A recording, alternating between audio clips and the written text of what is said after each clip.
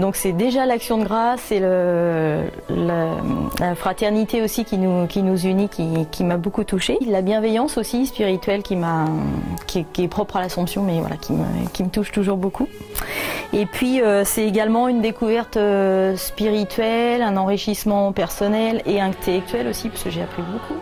C'est une joie pour moi, et puis j'ai vécu cela comme un moment d'incarnation. Incarnation parce que je vois le visage de mes frères qui portent des missions, et je vois aussi le visage de l'Assomption dans toutes ses dimensions de l'Europe et au-delà. Donc incarnation du charisme, incarnation de la spiritualité et incarnation aussi des échanges que nous faisons entre nous en tant que frères. Donc moment de joie, moment de découverte et moment d'incarnation. J'ai été vraiment frappée par j'allais dire la qualité des relations fraternelles, de voir tous ces frères qui arrivaient du monde entier, si on peut dire, et qui étaient vraiment heureux de se retrouver. Ça se voyait sur les visages, ça se voyait dans les gestes.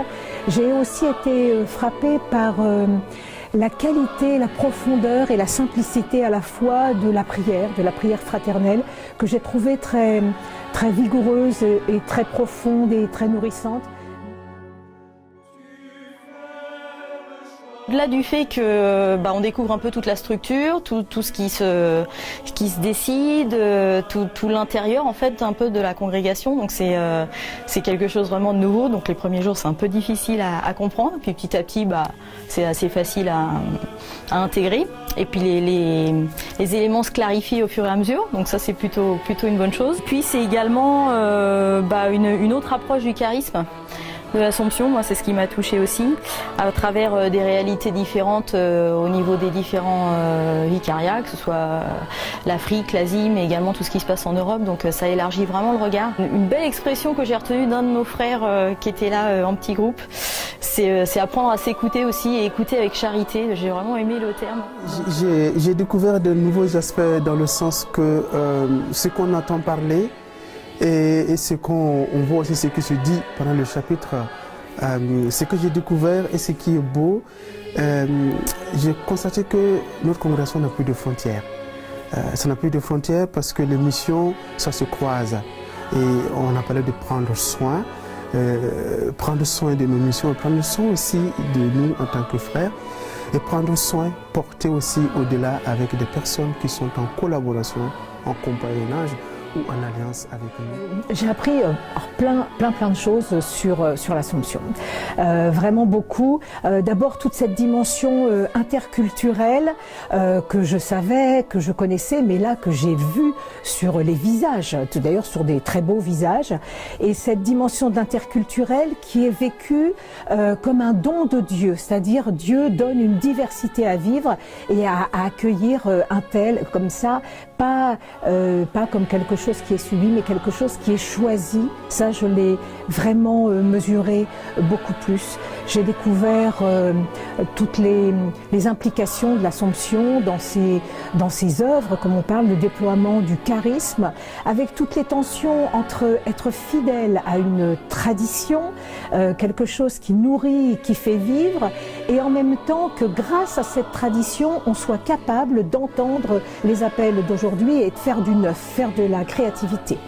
J'ai été très frappée par ce mélange de force et de faiblesse.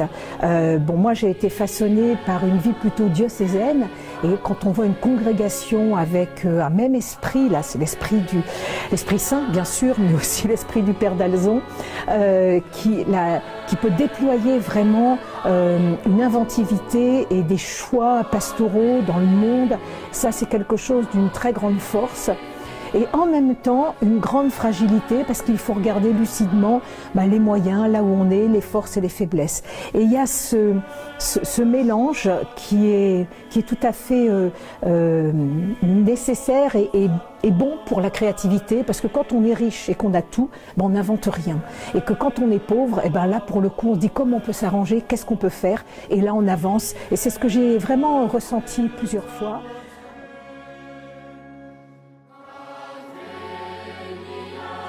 J'apprécie beaucoup aussi le mot qui est revenu un peu souvent et que j'ai essayé de découvrir un petit peu plus, c'est le mot Ubuntu, que nos frères africains utilisent, donc le je suis parce que nous sommes. Et voilà, je pense que l'Église, on ne peut pas faire cavalier seul. Il faut vraiment qu'on puisse avancer ensemble, avoir des projets communs et puis et voilà.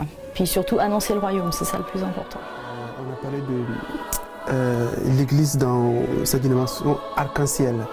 Voilà, l'Église qui s'annonce, l'Église qui se laisse porter. Et l'Assomption doit aussi annoncer ce qu'on appelle Dieu menacé à l'homme et l'homme menacé comme image de Dieu. Voilà. Donc l'Assomption est au cœur de l'Église et l'Assomption aussi doit faire advenir le royaume. J'ai une expérience oui, diocésaine.